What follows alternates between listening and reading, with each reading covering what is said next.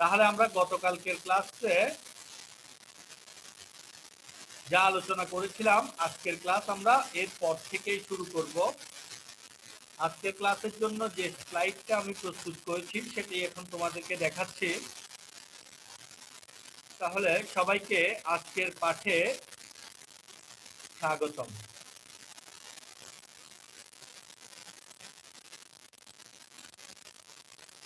আমরা অধ্যায় 11 পণ্যের ক্রয় মূল্য, উৎপাদন ব্যয় ও বিক্রয় মূল্য, তিনটা জিনিস দেখো এখানে ভিন্ন ভিন্ন তিনটা জিনিসকে একসাথে একত্রিত করার বিষয়। পণ্যের ক্রয় মূল্য, উৎপাদন ব্যয় ও বিক্রয় মূল্য, ঠিক আছে? এই তিনটা বিষয় একত্রিত করেই হচ্ছে একটি ব্যবসায় প্রতিষ্ঠান। চলে যাচ্ছে আজকের আলোচনার মূল বিষয়ে। আজকে আমরা যা আলোচনা করব তা হচ্ছে উৎপাদন ব্যয়ের ধারণা ও তাৎপর্য, উৎপাদন ব্যয় নির্ণয়ের উদ্দেশ্য। তাহলে প্রথমে দেখো উৎপাদন ব্যয়ের ধারণা ও তাৎপর্য। আমরা ধারাবাহিকভাবে প্রথম দুটি ক্লাসে ক্রয় মূল্য এবং বিক্রয় মূল্য নিয়ে আলোচনা করেছিলাম।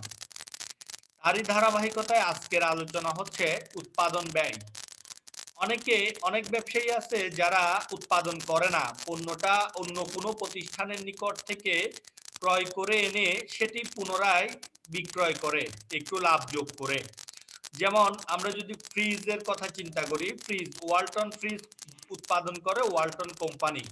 ওয়ালটন কোম্পানির নিকট থেকে অনেক শোরুমের মালিক যারা আছে তারা সেগুলোকে কিনে আনে, একটু কম মূল্যে কিনে এনে তার সাথে তারা লাভ যোগ করে সেটিকে পুনরায় বিক্রয় করে।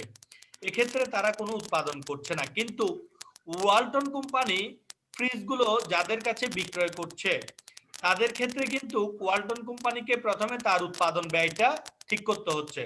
কারণ হচ্ছে উৎপাদন ব্যয়টা তার যা খরচ হয়েছে সেই খরচের সাথে সে কিছুটা লাভ যুক্ত করে তারপরেই সে ডিলার বা পাইকারদের কাছে বিক্রয় করবে। সেজন্য তার উৎপাদন ব্যয়টা নির্ণয় করতে হবে এবং উৎপাদন ব্যয় সম্পর্কে তা ওয়ালটন কোম্পানির যথেষ্ট একটি ধারণা থাকতে হবে। বুঝতে পেরেছো কিনা? Yes, sir. একইভাবে যেমন ধরো ওই যে কনফেকশনারি বেকারির আইটেম যেগুলো বিস্কিট, পাউরুটি, এগুলো কিন্তু ওরা উৎপাদনকারী সরাসরি বিক্রয় করে না। এই যে যেমন ধরো প্রবাসী বেকারি আছে, তারপরে হচ্ছে হাসিনা বেকারি আছে, সিজল আছে, তারপরে ওয়েল ফুড আছে, এরকম বেকারিগুলো আমরা আমাদের আশেপাশে দেখি না? তারা কি করে? তারা পণ্যটা ক্রয় করে না কারো কাছ থেকে, তারা নিজেরা উৎপাদন করে। তাহলে একটা পাউরুটি উৎপাদন করতে ওয়েল ফুডের কয় টাকার ময়দা ব্যবহার হচ্ছে, কতটুকু পরিমাণ চিনি লাগতেছে, কতটুকু পরিমাণ অন্যান্য উপাদান লাগতেছে, এবং তার কারখানা যেটা রয়েছে সেটার ভাড়া আছে, সেখানে কর্মচারী আছে, তাদের বেতন দিতে হচ্ছে, এই সব কিছু যোগ করে টোটাল হচ্ছে উৎপাদন ব্যয়। এবার ওর সাথে কোম্পানি তার একটি লাভের অংশ যোগ করবে। ধরো একটি পাউরুটির ক্ষেত্রে তার 15 টাকা উৎপাদন খরচ হয়েছে সবকিছু মিলে, অর্থাৎ এখানে ময়দা, চিনি, ঘি, তারপরে হচ্ছে কর্মচারীর বেতন, তারপরে হচ্ছে বিদ্যুৎ বিল, তারপরে হচ্ছে কারখানার ভাড়া ইত্যাদি সব খরচ যোগ করে মোট পাউরুটির সংখ্যা দিয়ে, উৎপাদিত পাউরুটির সংখ্যা দিয়ে যখন ভাগ করবে তখন আমরা প্রতিটি পাউরুটির উৎপাদন ব্যয় পাবো। এবার প্রতিটি পাউরুটি যদি 15 টাকা ব্যয় হয় তার সাথে মালিক 5 টাকা লাভ যোগ করবে, অর্থাৎ তার নিজের জন্য 5 টাকা যোগ করে প্রতিটি পাউরুটি 20 টাকায় বিক্রয় করবে। বাজারে আমরা 20 টাকা, 30 টাকা এরকম বিভিন্ন রেটের পাউরুটি পাই না? কথা বুঝতে পারছো সবাই? Yes, sir. আমরা সবাই তো পাউরুটি কিনি কম বেশি, নাকি? জি। তাহলে পাউরুটির মূল্যটা কিভাবে নির্ধারিত হচ্ছে? এই পাউরুটি তৈরি করতে বা উৎপাদন করতে যা যা এলিমেন্ট ব্যবহৃত হচ্ছে সেগুলোকে যোগ করে তার সাথে কারখানার ব্যয়, কারখানার শ্রমিকদের ব্যয়, বিদ্যুৎ বিল ইত্যাদি খরচগুলো যোগ করে মোট ব্যয় যদি 15 টাকা হয়, তার সাথে কোম্পানি তার লাভ 5 টাকা যোগ করে একটি পাউরুটি 20 টাকায় বিক্রয় মূল্য নির্ধারণ করছে। বুঝতে পারছো কিনা? আমাদের সহকারী প্রধান শিক্ষক স্যার আসছেন, তাকে আমরা একটু সালাম দিব। আসসালামু আলাইকুম স্যার। আসসালামু আলাইকুম। স্যার ভালো আছেন? স্যার আমার আমার স্টুডেন্টদের জন্য স্যার একটু দোয়া করবেন স্যার, তারা যেন সুস্থ থাকে স্যার। জি স্যার।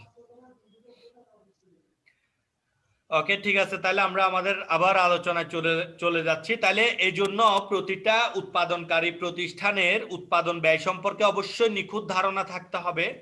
কেননা যদি উৎপাদন ব্যয় নির্ণয় করতে কোনো একটি খরচ বাদ পড়ে যায়, তাহলে সেই খরচটা কিন্তু তাকে বিক্রয় মূল্য থেকে তুলে আনতে হবে। বিক্রয় মূল্য কম নির্ধারিত হবে, তখন কোম্পানিটি ক্ষতির সম্মুখীন হবে। তাই যদি কোনো একটি কোম্পানির উৎপাদন ব্যয় সম্পর্কে সঠিক ধারণা না থাকে, তাহলে তাদের ব্যবসায় লস হবে। বুঝতে পারছো কিনা? তাহলে এখন দেখো উৎপাদন ব্যয় নির্ণয়ের উদ্দেশ্য। উৎপাদন ব্যয় নির্ণয়ের উদ্দেশ্য কি? তাহলে আমরা বলতে পারি সঠিক মূল্য নির্ধারণ করা। কোনো একটা পণ্যের প্রকৃত ব্যয় কত তার উপর ভিত্তি করে আমরা সেই পণ্যটির বিক্রয় মূল্য নির্ধারণ করতে পারবো, নাকি? ধরো আমার একটা পণ্যের ব্যয় হয়েছে 15 টাকা, আমি যদি সঠিকভাবে বিক্রয় মূল্য উৎপাদন ব্যয় নির্ণয় না করে 10 টাকা নির্ধারণ করি, তাহলে বাকি 5 টাকা কে দিবে আমাকে? কেউ দিবে না স্যার। হ্যাঁ না স্যার। তখন আমি যদি বিক্রয় মূল্য কম নির্ধারণ করি, আমার পণ্যটা কমে বিক্রয় হবে, কিন্তু আমার প্রকৃত খরচগুলো তো চলে যাবে।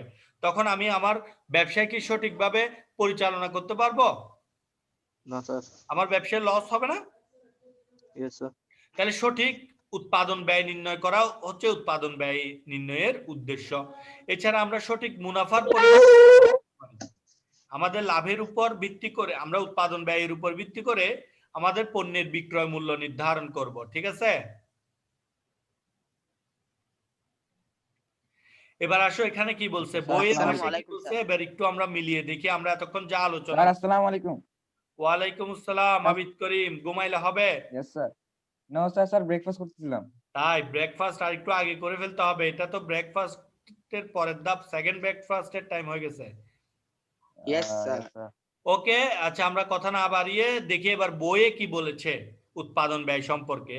স্বাভাবিকভাবে কোনো পণ্য উৎপাদন বা অর্জন করতে যে ব্যয় হয় তার সমষ্টি হচ্ছে উৎপাদন ব্যয়। তাহলে আমি পাউরুটির উদাহরণ দিয়েছিলাম। একটি পাউরুটি তৈরি করতে যা যা উপাদান রয়েছে সবগুলোর জন্য যা খরচ হবে, সেই খরচগুলোকে যখন আমরা যোগ করব তখন একটি পাউরুটির উৎপাদন ব্যয় হবে। আমি যা বলেছিলাম তাকে এখানে মিলতেছে?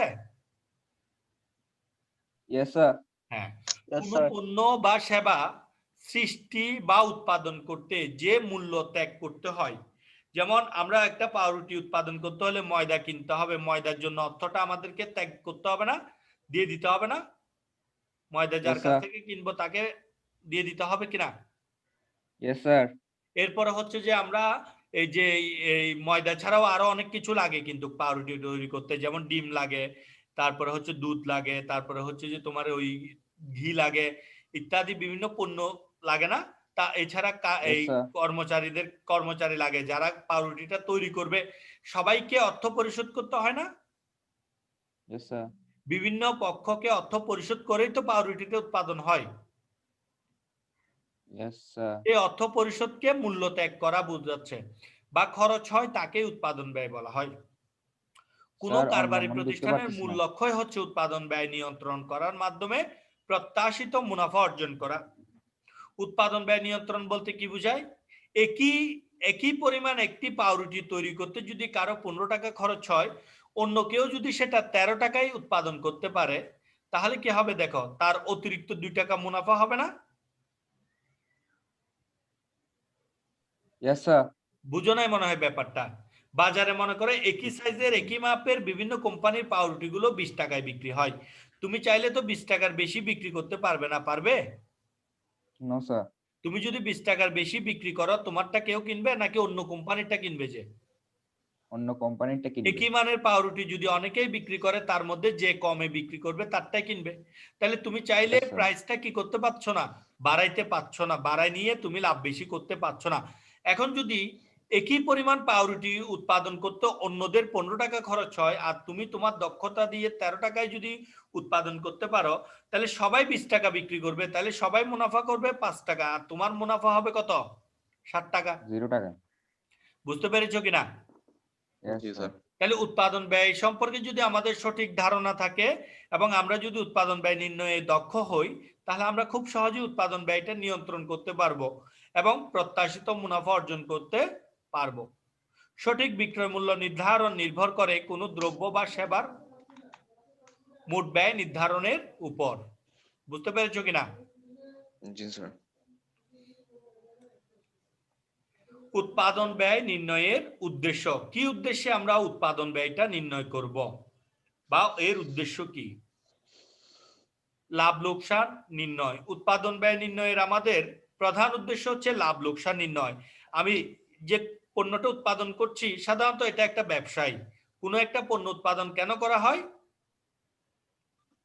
ব্যবসা করে মুনাফা অর্জন করার জন্য। আমি পণ্যটা উৎপাদন করব, সেটা একটু বাড়তি দামে বিক্রয় করে আমি আমার লাভ অর্জন করব, এটাই তো উদ্দেশ্য নাকি? জি স্যার। তাহলে আমার লাভ লোকসান নির্ণয়টা হচ্ছে উৎপাদন ব্যয় নির্ণয়ের প্রধান উদ্দেশ্য। আমি যদি সঠিক উৎপাদন ব্যয় নির্ণয় করতে পারি তাহলে তার সাথে আমি আমার প্রত্যাশিত লাভ যোগ করতে পারবো, ফলে আমার পণ্য বিক্রয় করাটা সহজ হবে, ঠিক কিনা? জি স্যার। এরপর হচ্ছে মজুদ পণ্যের মূল্য নির্ধারণ। আমার যে পণ্যটা উৎপাদন হয়েছে সেই পণ্যটা যখন আমি বিক্রয়ের জন্য রাখবো, কত টাকায় বিক্রয় করব সেটা নির্ধারণ করতে হলে আগে আমাকে কি করতে হবে? উৎপাদনের ব্যয়টা নির্ণয় করতে হবে না? জি স্যার। এরপর হচ্ছে দায়িত্ব নির্ধারণ। উৎপাদন ব্যয় নির্ণয়ের মাধ্যমে আমি কার কোন দায়িত্ব, কে কোন ডিপার্টমেন্টে কাজ করবে, কে কতটুকু দায়িত্ব পালন করবে সেই বিষয়টা করব। কারা কারা ক্রয় করবে, কাঁচামাল ক্রয় করবে, কারা উৎপাদন করবে, কারা প্রসেসিং করবে, কারা প্যাকেটিং করবে, কারা বিক্রয় করবে, এই বিষয়ে সঠিক দায়িত্বটা কি করে দিতে পারবো? আমি নির্ধারণ করে দিতে পারবো না? জি Yes, স্যার। sir. এরপর হচ্ছে বিক্রয় মূল্য নির্ধারণ। পরিশেষে আমি যদি সঠিকভাবে উৎপাদন ব্যয় নির্ণয় করতে পারি তাহলে আমি আমার পণ্যের প্রকৃত বিক্রয় মূল্য নির্ধারণ করতে পারবো। আর প্রকৃত বিক্রয় মূল্য নির্ধারণ করার ফলে আমার বিক্রয়টা যেমন বেশি হবে, একইভাবে আমার বিক্রয়ের উপর একটি লাভ নির্ধারিত হবে, হবে না? Yes, sir. হবে স্যার। এরপর হচ্ছে বাজেট প্রণয়ন। আমি যখন উৎপাদন ব্যয় সঠিকভাবে নির্ণয় করতে পারবো, আগামী বছর আমি কি পরিমাণ পণ্য উৎপাদন করব, সেই উৎপাদিত পণ্যের জন্য আমার কত টাকা খরচ করতে হবে সে টাকার একটা বাজেট। বাজেট মানে হচ্ছে কি পূর্ব থেকে নির্ধারণ করা, অর্থাৎ তুমি আগামী বছর কি পরিমাণ পণ্য উৎপাদন করবে, সেক্ষেত্রে তোমার ব্যয় কত টাকা হবে সে বিষয়ে অগ্রিম চিন্তা ভাবনা করে রাখাকে বলা হচ্ছে বাজেট। যেমন আমাদের দেশে প্রতি বছর বাজেট প্রণয়ন করা হয় না? Yes, sir. কিরকম? যেমন এই আগামী বছর শিক্ষা খাতে 1000 কোটি টাকা ব্যয় করা হবে, ঠিক আছে? এটা আগে থেকে কি করা হয়? নির্ধারণ করা হয়। আগামী বছর চিকিৎসা খাতে এই উন্নয়নের জন্য এত কোটি টাকা বরাদ্দ করা হয়েছে, ঠিক আছে? তো একইভাবে উৎপাদনকারীও তার উৎপাদন ব্যয় যখন প্রথম বছরটা নির্ণয় করে, তার উপর ভিত্তি করে সামনের বছরগুলোর জন্য সে তার উৎপাদন পরিকল্পনা প্রস্তুত করতে পারে, বাজেট প্রণয়ন করতে পারে, কাঙ্ক্ষিত টাকার হিসাব নিকাশ করে রাখতে পারে, পারে না? জি স্যার। এরপরে আসো প্রকল্প মূল্যায়ন। উৎপাদন ব্যয় নির্ণয়ের মাধ্যমে আমি আমার যে বর্তমান প্রকল্প আছে সেটা লাভজনক কিনা, আমি যে ব্যবসাটা করতেছি সেটা আসলে মুনাফা করতেছে কিনা আমার জন্য, আমি বাজারে প্রকৃত পণ্য বিক্রয় করে লাভ অর্জন করতে পারছি কিনা সেটা আমি যাচাই করতে পারি। যদি দেখি যে না আমার ব্যবসাটি যথেষ্ট লাভজনক বা হচ্ছে, তাহলে আমি এটা কন্টিনিউ করব। আর যদি দেখি যে না এখান থেকে আমি যথেষ্ট মুনাফা অর্জন করতে পারছি না, আমি একই রকম বা অন্য আরেকটি ব্যবসা ক্ষেত্র উৎপাদন করার জন্য কি করব? চিন্তা ভাবনা করব। বুঝতে পেরেছো কিনা? জি স্যার। তাহলে উৎপাদন ব্যয় যদি কোনো কারণে আমার বেশি হয়, কাঙ্ক্ষিত লাভ না হয়, তাহলে আমি প্রকল্প চেঞ্জ করে অন্য একটি প্রকল্প কি করতে পারবো? শুরু করতে পারবো। বুঝতে পারছো কিনা? এখন দেখো শ্রেণীর কাজ। তাহলে 1 নাম্বার প্রশ্ন বলছে কস্ট শব্দের উপযুক্ত অর্থ কি? ফিনিশ গুডস অর্থ কি? প্রতিযোগিতামূলক বাজারে লাভজনক বিক্রয় মূল্য নির্ধারণে সর্বপ্রথম করতে হয়। কোম্পানির ভবিষ্যৎ কর্মপ্রণালীর দিক নির্দেশনাকে কি বলে? তাহলে প্রথম প্রশ্নের উত্তর দেখো, কস্ট শব্দের উপযুক্ত অর্থ হচ্ছে ব্যয়। আমরা যে ব্যয় বলি সেই ব্যয়ের ইংরেজি হচ্ছে কি? কস্ট। বুঝছো কিনা? জি sir. Yes, sir. Finish goods, finish নাম থেকেই দেখা যাচ্ছে, দেখো ফিনিশ মানে কি শেষ, সমাপ্ত। ফিনিশ মানে কি শেষ বা সমাপ্ত, যেটা সমাপ্ত হয়েছে, ফিনিশ হয়েছে, সেটাকে ফিনিশ গুডস বলা হয়। তার মানে ফিনিশ গুডস হচ্ছে বিক্রয় উপযোগী পণ্য বা তৈরিকৃত পণ্য। যে পণ্যটা উৎপাদন হয়ে গেছে, অর্থাৎ আমরা বিক্রয় করব, বিক্রয়ের উপযোগী, সমাপ্ত হয়ে গেছে, উৎপাদন কাজের শেষ, সেটাকে বলা হচ্ছে ফিনিশ গুডস। বুঝতে পেরেছো কিনা? জি স্যার। প্রতিযোগিতামূলক বাজারে লাভজনক বিক্রয় মূল্য নির্ধারণে সর্বপ্রথম কি করতে হয়? কৌশল প্রয়োগের একক প্রতি উৎপাদন ব্যয় নির্ণয় করা। অর্থাৎ যখন আমরা একটা জিনিস উৎপাদন করব, বাজারে অনেকেই একই জিনিস উৎপাদন করছে না? জি স্যার। তাহলে তাদের সাথে আমরা বাজারে বিক্রয় মূল্য করতে হলে আমাকে প্রথমে আমার উৎপাদন খরচটা বের করতে হবে, তাইলে আমি কি করতে পারবো? ওদের চেয়ে কম বিক্রয় মূল্য নির্ধারণ করতে পারবো। আর প্রতিযোগীর চেয়ে যদি আমি কম মূল্যে ভালো মানের পণ্য দিতে পারি, তাহলে কাস্টমাররা কি আমারটা কিনবে না বাইরের মানুষেরটা কিনবে? আপনার। অবশ্যই আমারটা ক্রয় করবে না? জি স্যার। হ্যাঁ, তারপর হচ্ছে কোম্পানির ভবিষ্যৎ কর্মপ্রণালীর দিক নির্দেশনাকে কি বলে? কোম্পানির ভবিষ্যৎ কর্মপ্রণালীর দিক নির্দেশনাকে বলা হয় পরিকল্পনা। বুঝতে পেরেছো? Yes, sir. পণ্য উৎপাদন বা অর্জনের ক্ষেত্রে ব্যয়ের সমষ্টি কি? সম্পদ অর্জনের জন্য যে মূল্য ত্যাগ করা হয় তাকে কি বলে? শিল্প কারখানার কয়টি ক্ষেত্রে উৎপাদন ব্যয় অত্যন্ত গুরুত্বপূর্ণ ভূমিকা পালন করে? উৎপাদন ব্যয়কে কয় ভাগে ভাগ করা যায়? এখানে ভাগ বানানটা একটু ভুল আসছে, তোমরা আবার ভাগ করিও না। উৎপাদন ব্যয়ে হিসাব বিজ্ঞানের প্রাথমিক উদ্দেশ্য কোনটি? পণ্য উৎপাদন বা অর্জনের ক্ষেত্রে ব্যয়ের সমষ্টিকে বলা হচ্ছে উৎপাদন ব্যয়। এটা তো একদম সিম্পল কথা নাকি? জি স্যার। সম্পদ অর্জনের জন্য যে মূল্য ত্যাগ করা হয় তাকে কি বলে? সম্পদ অর্জনের জন্য যে মূল্য ত্যাগ করা হয় তাকে বলা হয় ব্যয়। বুঝতে পেরেছো কিনা? জি স্যার। শিল্প কারখানা কয়টি ক্ষেত্রে উৎপাদন ব্যয় অত্যন্ত গুরুত্বপূর্ণ ভূমিকা পালন করে?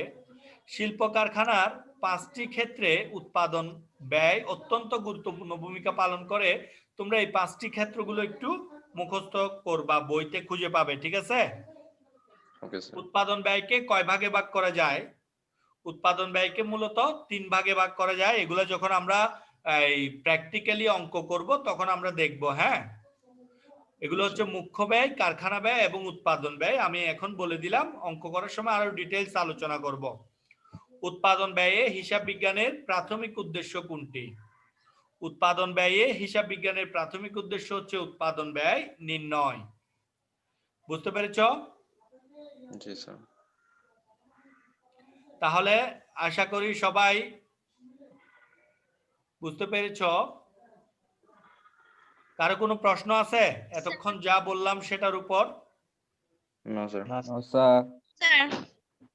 হ্যাঁ, কারো কোনো জিজ্ঞাসা আছে? No sir. তাহলে আনুষ্ঠানিক ক্লাস এখানে শেষ।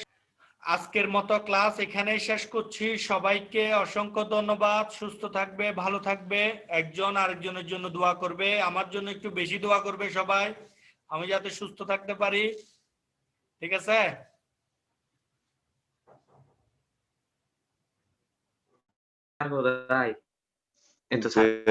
আচ্ছা স্যার আসছে। স্যার আসছেন? স্যার আপনি মিউট